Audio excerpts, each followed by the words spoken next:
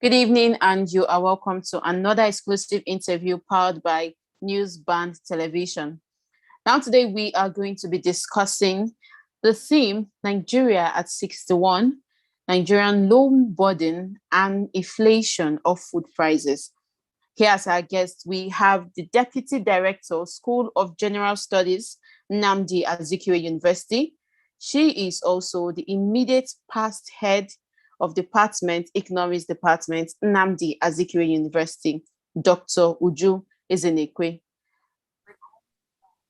Dr. Ezenekwe, thank you so much for coming. Thank you. Okay, is it possible to do something to your audio? It seems that it is echoing.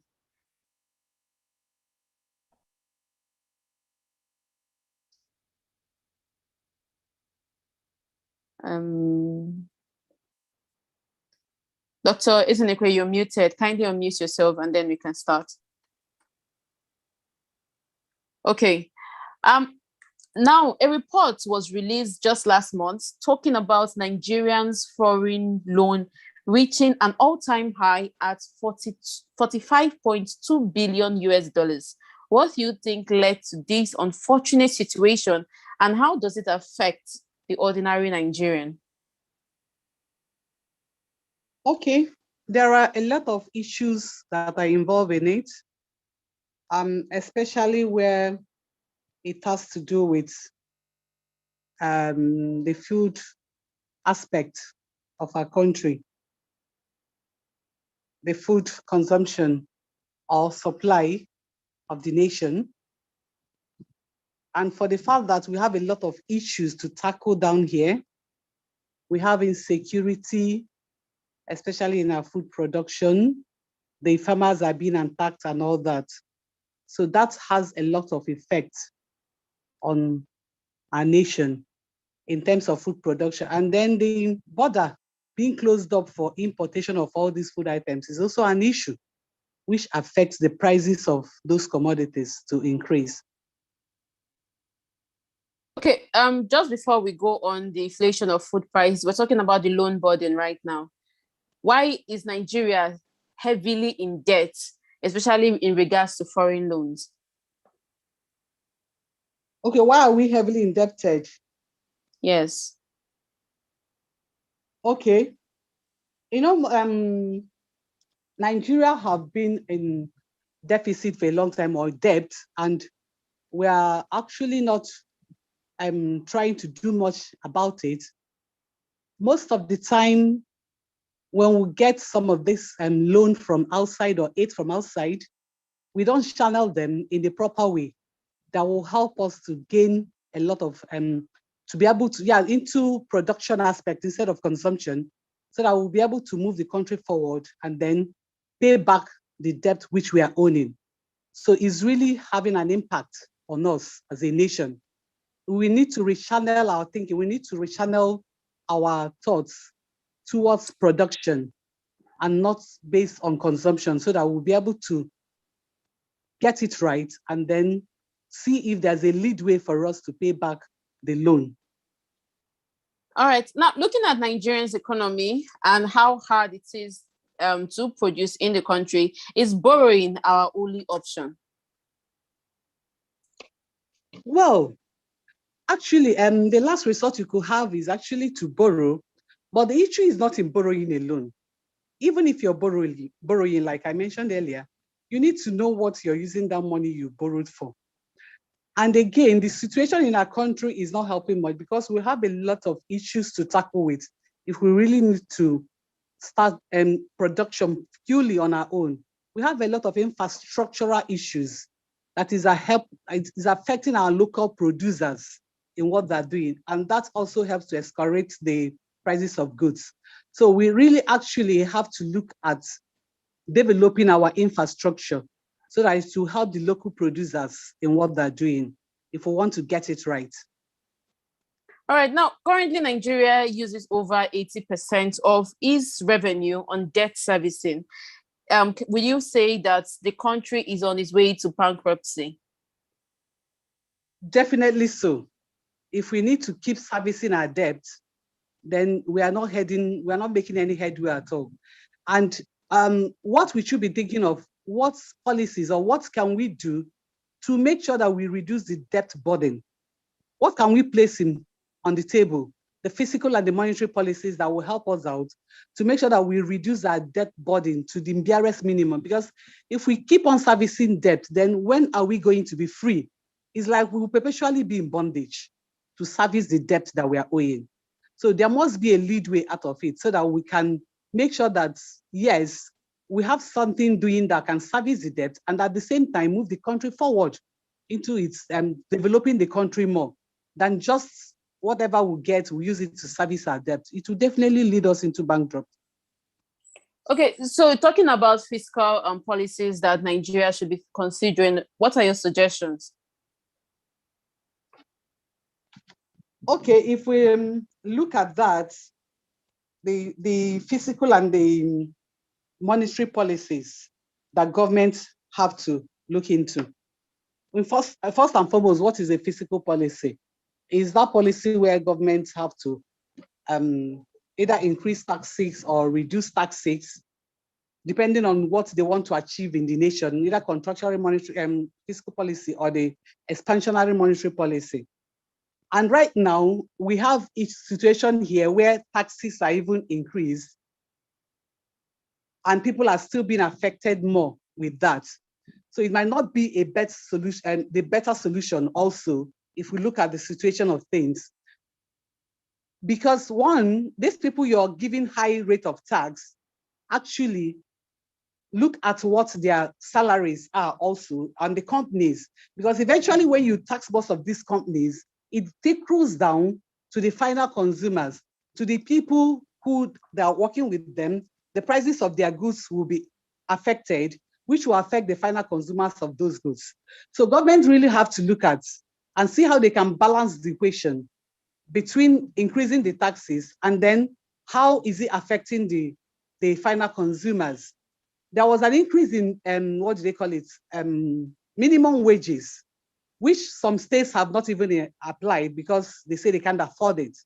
And even the ones who can afford it and who have done that is still not having any leadway because we are still living under poverty in this nation, below 500 naira per day. So with the 30,000 naira, we're still heading nowhere. And most of the salaried people, their salaries have not been increased for a very long time. It has been static where it is. And yet there is increase in so many things in the nation.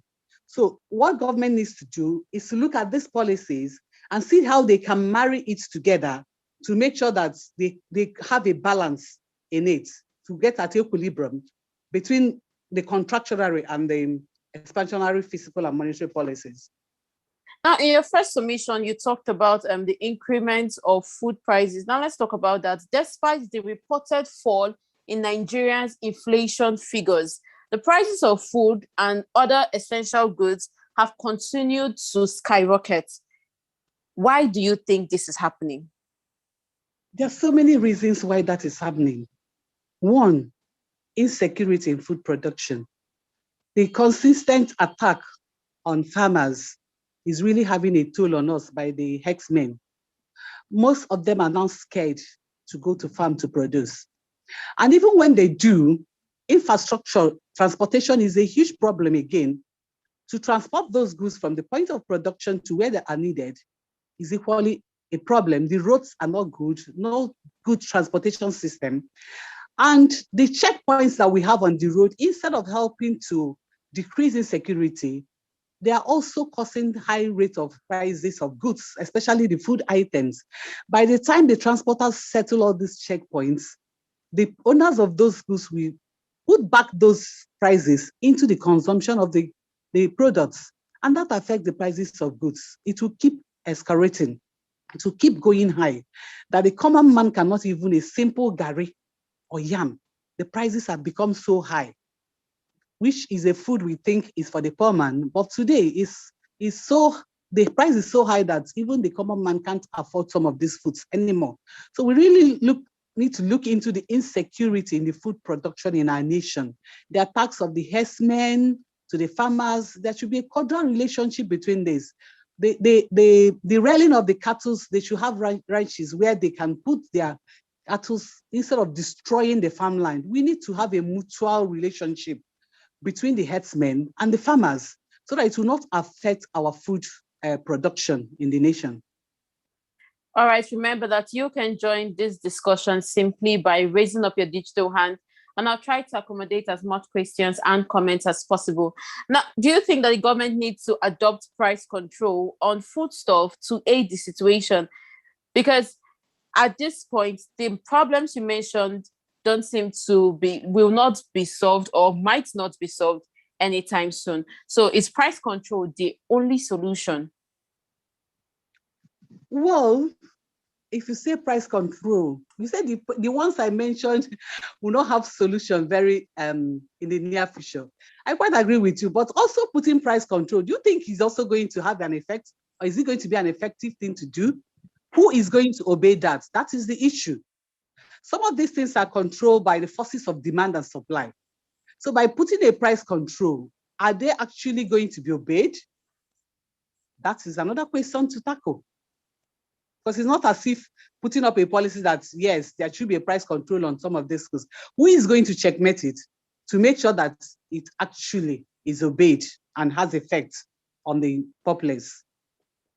So you're suggesting that the fiscal policy of Nigeria is part of the problem we are currently having? Yes, it is part of it. The increase in VAT and all that is also having a toll on the people. Actually, implementation is going to be a problem also. Definitely, that is a major problem we have in Nigeria. Implementation of our policies is a big problem. Okay, so now that... Okay. Please go ahead. Some of these tax that we talk about, some don't even go straight into the coffers of the government. And that becomes an issue. Because if at the end of the day, it does not get to the government so that they can use it to develop the nation, it becomes a big problem. It leaks out somehow from the people who collect them, especially, I said those ones who goes in directly into the coffers of the government. If not, it becomes a problem. And people also try to evade some of this tax because they feel that government is not doing anything. What are they doing with the money? Most of our roads are not good. Whose responsibility is it to do that? Why is it not done? Why should I keep paying tax when nothing is being done to develop the country? Okay, now that you've mentioned a series of problems, what can government do to checkmate these problems? Because hunger is becoming one of our biggest problems in the country. Okay, actually, hunger is one of the biggest problems we have, and finding a solution in the near future is what we can't really say, because most of the things, just like we mentioned, the herdsmen and the farmers, most of the things that ought to be done to reduce it seems not to have any headway of coming true in the nearest future.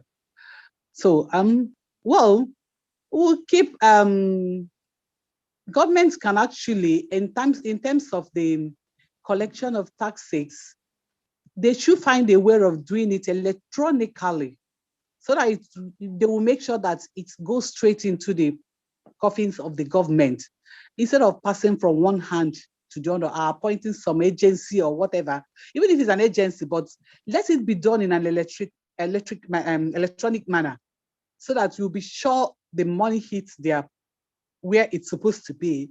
And then it doesn't stop there. Even when the money gets there, what happens next? How is that money being implemented? How is it being used to make sure that it achieves its purpose at the end of the day? If that is not also done, there is still a problem somewhere that we need to tackle. So we really need to tell ourselves the truth in this country if we want to get it right. We can study other countries of how they get these things done. How have they been able to manage their taxes, the taxes that people pay? How do they collect it? How do they make use of it to develop their nations? We can borrow a leaf from those countries, those developed countries, and look at what they've done and replicate it in our own country. I don't think it's too difficult for us to do. We have the brain, we have whatever it takes, we have the human resources to do that. But our problem is that, I think our problem is that we don't want it done. It's as simple as that. Right now, in your opinion, exactly what you just said, in your opinion, what is stopping Nigeria from increasing her internal production to accommodate at least half of the population needs? Is it just the insecurity you've mentioned, or are there other problems that is stopping Nigeria from from meeting her production demands? There are so many other problems, especially infrastructure, electricity in particular. Most of the companies existing in Nigeria, in order to help make sure that production, not just food alone, other aspects of production is being done here, are having it hard. Why? Electricity is a very big problem we have in Nigeria. And the increase in their rates is also an issue. Not just the increase, but you hardly get electricity. Most of these companies run on generators, burning of diesels. And when they can't afford it anymore, they will now close up. And then the effect of the COVID-19 from that 2019 till now have not even left us yet. During that period, some companies have to lay off some of their staff, some close down, some that didn't even lay off, reduce the salaries of their staff, and all that, also causing more problem, unemployment and unemployment and all that. So there is need for Nigeria to step up their infrastructure so that it will help a lot in the production of our goods and services. Because that is why most times people try to import these things from China where they can get it cheaper and then bring it back to Nigeria. You find a product from Nigeria being sold here at a cheaper price than that being produced here in Nigeria. It's an infrastructural problem that we're facing. And we can fix these things if we have the willpower, the political power to do it. We can do it. It's doable. But who will save us? Who will do that for us? Is the question. In your opinion, how long do you think Nigeria can continue with the borrowing and the inflation of food prices? How long do you think we can continue with this path that we are currently on? As long as we don't develop the manufacturing sectors, we'll keep borrowing to sustain us. And this will be a problem for Nigerians, right?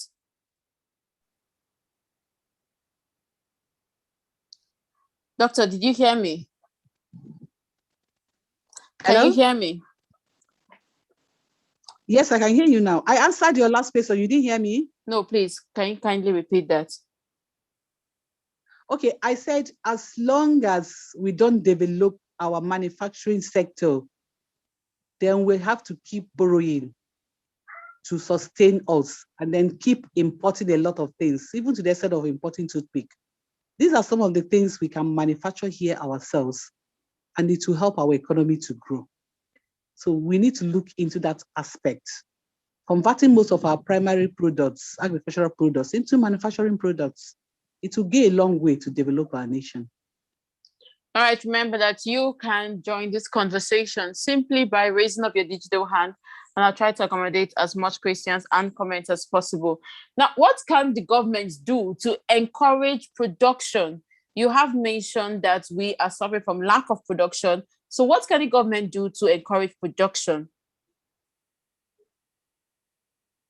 Well, they can offer some subsidies to the manufacturers, especially in the importation of their raw materials. If they're the ones that can be found here in Nigeria, they can give them some subsidies in importation, that's reducing the tariff and all that, in importation of raw materials, so that it will go a long way to help the manufacturers in what they're doing. And then our exchange rate is also a problem. I think by today, Naira to dollar in the black market is about 570, the official about 414. I mean, compared to what it was in past years. So that also is affecting the production of goods also. By the time they put into consideration what it will cost them to import their raw materials for production, it's also having a toll on us. The devaluation of our Naira. I mean, government, I don't know. There was a promise that Naira will become $1 to Naira, 1 Naira, but I don't know when that promise is going to be fulfilled in Nigeria, because every day we keep hoping the dollar naira exchange will come down. But what we see is that it keeps moving up and up and up and up. And that is also affecting the production aspect of Nigeria. All right, let us take a question from News.Band. Mr. Elumba, I think that's you. Yeah, I have a question. For democracy to function, it depends on close watch of the civil society, the other segments of the civil society. So please, Dr. Zeneko, do you think that the academic world is doing enough to help the government in formulating good policies to solve some of the economic problems you have identified during this interview? Obviously, the academic world is doing something on that, but the issue is that who listens and who does what with the research that is being found out. Like most times we see it as if is effort in futility when these research are carried out and being pushed out and government still does nothing. The other day somebody was like, where are the economics? What are you people doing that the nation is deteriorating the way it is? And another person answered and said, have they been able to listen to what the economics are saying and the policies that is being brought up on the table? So actually the academia have been doing something, but the issue is who is taking it serious, who is listening to them, who is listening to solve, to use those solutions they have offered to solve our own problem. If we also look at the ASU, Academic Staff Union of Universities, they've been crying out so loud about so many issues and trying to offer solution to what it should be. But government seems to put up deaf ear to all what they're saying.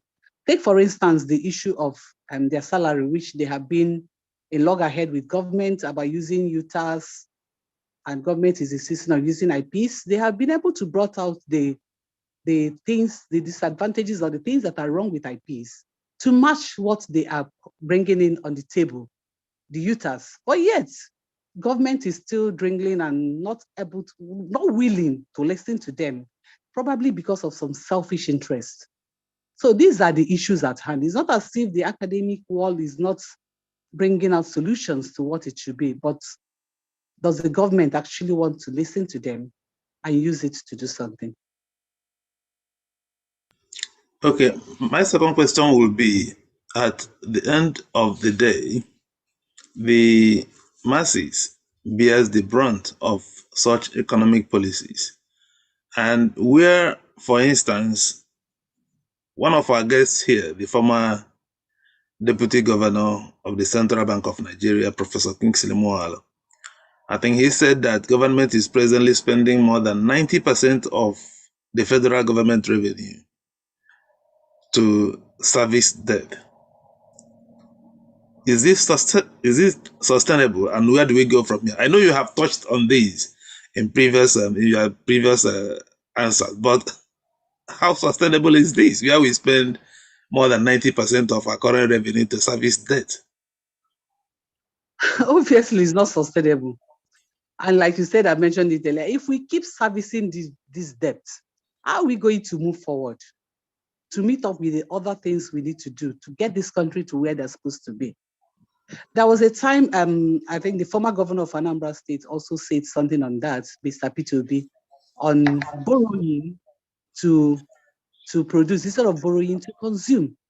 We are not getting it right if we keep servicing and servicing that debt without doing something to make sure that there's something we call savings and investments in economics. If you save, you're expected to invest with it.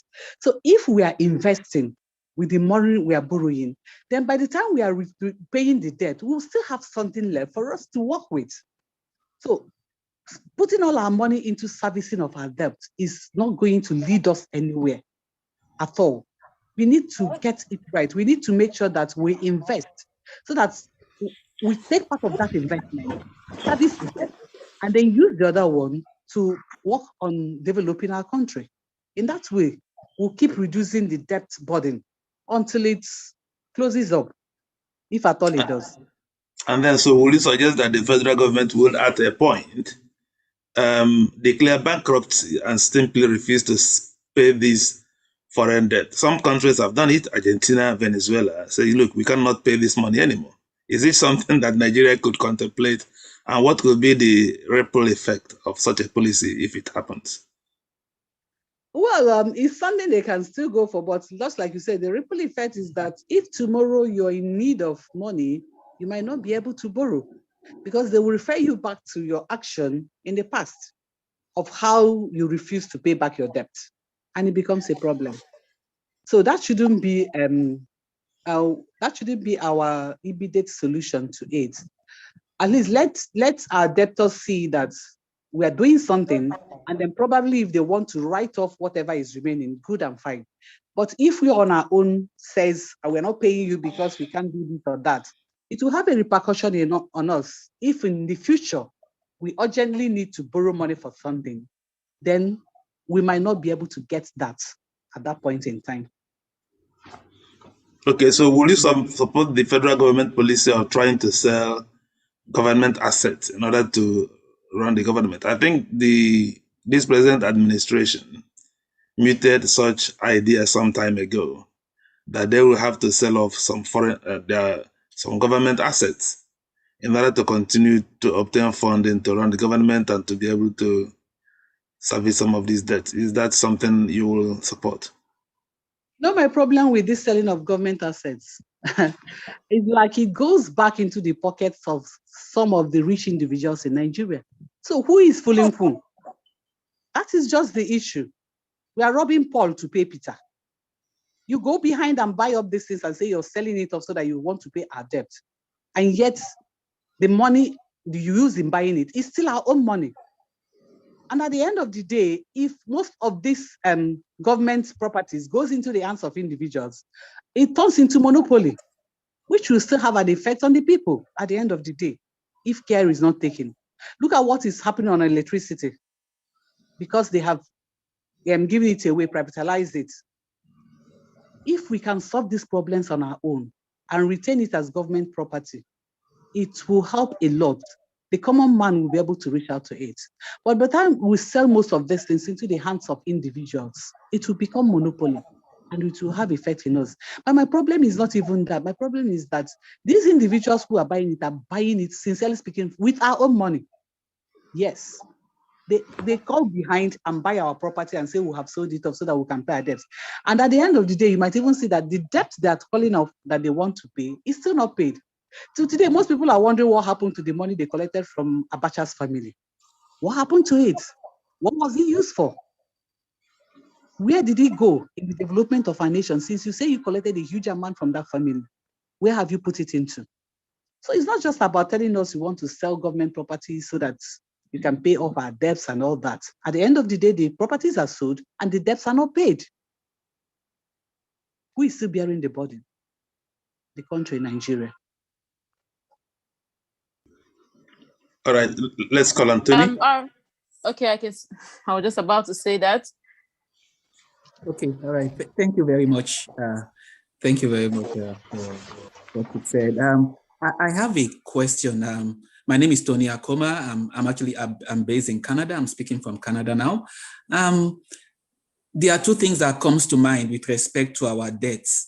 One question I have for you is that I read in the papers recently that the diaspora investments, diaspora money in Nigeria at the moment was about $16.8 billion that the Nigerians in diaspora have in Nigeria, number one. So my first question is that what type of role can diaspora play in trying to improve the Nigerian economy? That's my first question.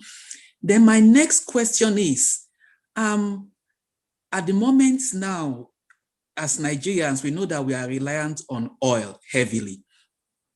When oil was about $30-something per barrel, we had to go and borrow heavily.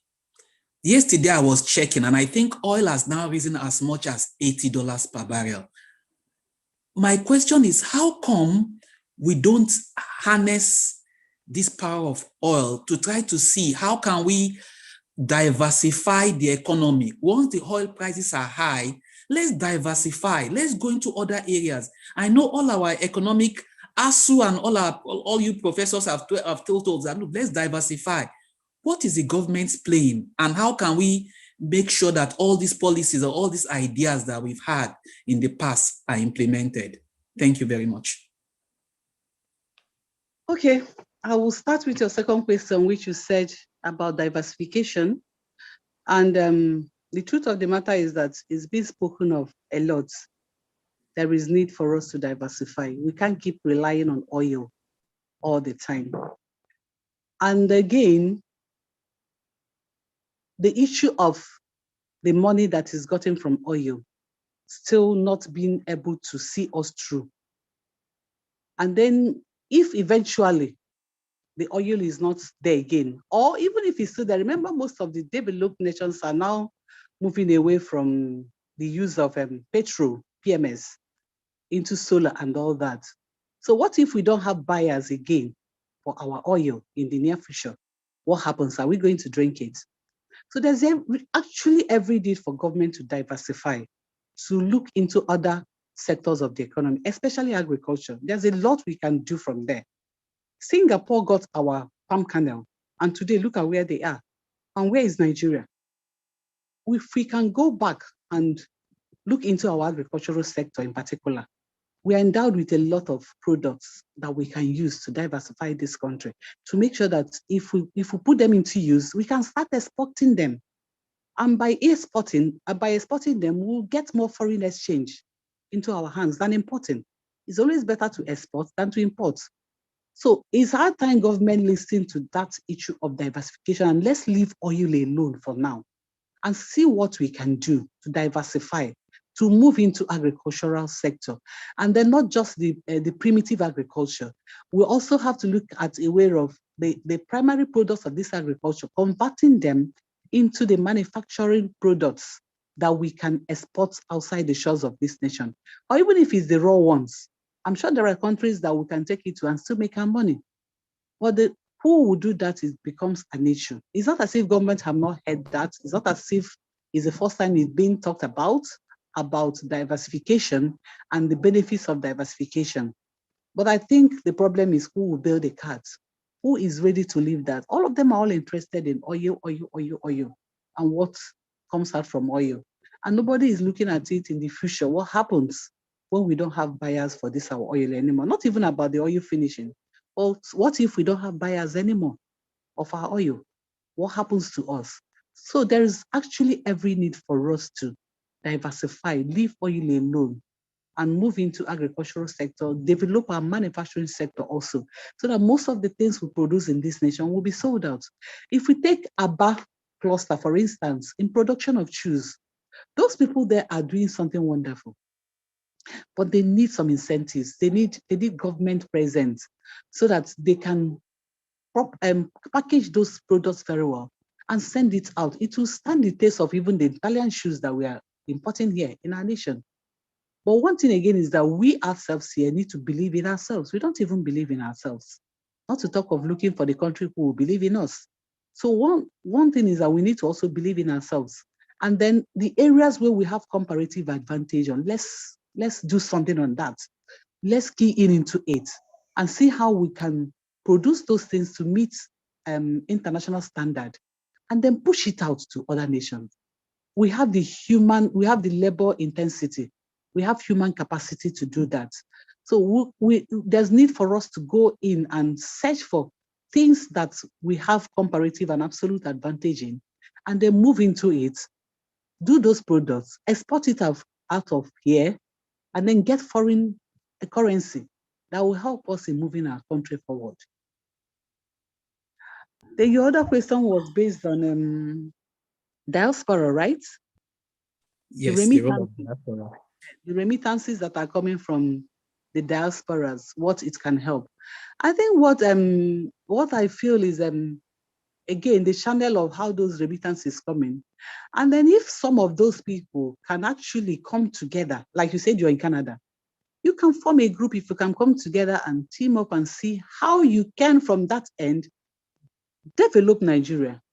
If this money is being sent over to Nigeria, let it be specifically be on a particular project, something you want to be done.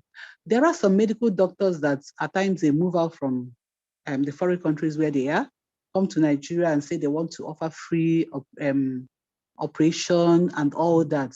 That is also good. But then, can they actually come together and see how they can maybe establish a very good hospital, a very standard hospital, and still affordable? It's like maybe a social entrepreneurship, if I will call it that, that is still affordable to the people here.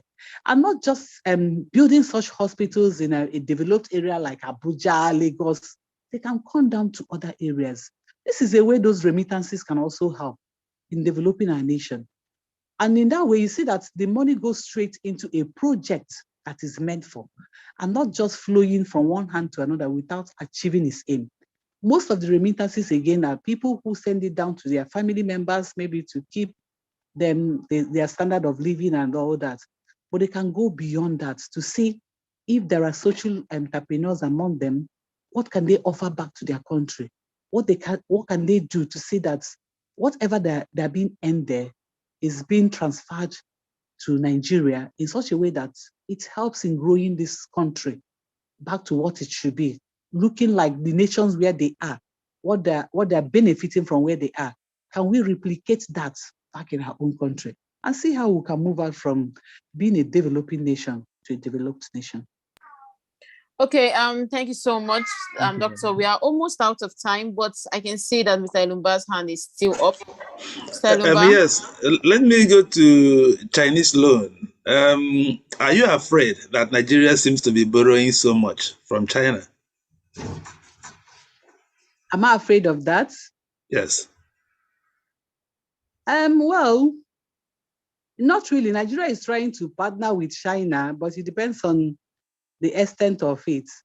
But what I want to also believe in is that Nigeria, like I mentioned earlier, really needs to look at how did China get to where they are today.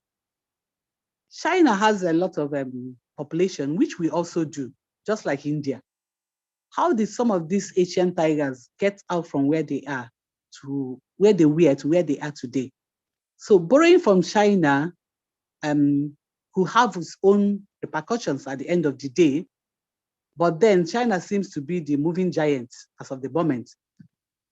We also have to look at what else can we gain from them, and how can they, at the end of the day, help us in developing our country, and not just maybe borrowing from them and then leaving it at that. And remember, I said, borrowing in itself is not bad.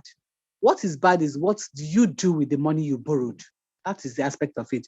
Because if you make judicial use of that money, then you can pay back your loan and still stand on your own. Okay, I think what many people are afraid of with regards to the Chinese loan is, I don't know whether how true is it or what happened in Zambia, where some of the nation's assets are used as collateral to take those loans. And so if one day you are unable to pay back those loans, China's government will step in and take over those natural infrastructures that you use as collaterals. And also some of the conditionalities are attached to the loan, where Nigeria will say, okay, we are borrowing, for instance, $1 billion from China to construct a rail from Kano to Lagos, for instance, and still award the contract for such project to a Chinese company as well. So how does that work? What I said earlier, we don't believe in ourselves. Don't we have construction companies? But we don't believe in ourselves. Okay, you're borrowing from China to build a railway, and you're giving that construction again back to a Chinese company. I mean, they're taking back their money, and at the end of the day, you're left with nothing again. Exactly. And you're slave forever. So that fear is actually there. And if we don't take time, they will take over the nation. Already, most of the products we have are imported from China. China this, China that. So the other fear is actually there, but we hope and pray that we don't get to that. Let there be a savior that will come and save us. Maybe you will be the person. Okay, thank you so much. I think that's as much as we can take. But before I let you go, do you have any last words for us on this topic? Okay. Well, what can I say? Let our government sit up and try to do something to salvage this nation before we go into doom and anarchy, which I pray we don't, by the grace of God. Amen to that. And that's as much as we can take on today's exclusive interview. We have been discussing on the topic Nigeria at 61, Nigerian loan burden and inflation of food prices. Remember that we have been discussing with the Deputy Director, School of General Studies, Nnamdi Azikiwe University, and she is also the immediate past head of department, Economics Department, Nnamdi Azikiwe University, Dr. Uju Izinekwe. Thank you so much, Ma, for coming. Thank you. And remember that this program was streamed live on Facebook and YouTube. It was also recorded. So if you need a recording, simply ask for it and we will try to make it available. And special thanks to everybody that participated on today's program. Remember to follow us, News.Band Television, across all social media platforms. And from Augusta Neka is good night. Mr. Elumba, do you want to keep her for an informal chat? Just briefly, let me, unless she is leaving immediately, let me first of all stop recording. Did I? Sorry. Oh, where is the Zoom? Okay. Okay, so let's stop recording. Okay, and then stop streaming. What is the streaming? Oh.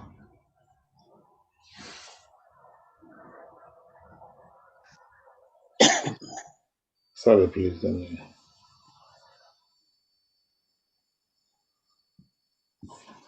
Come on.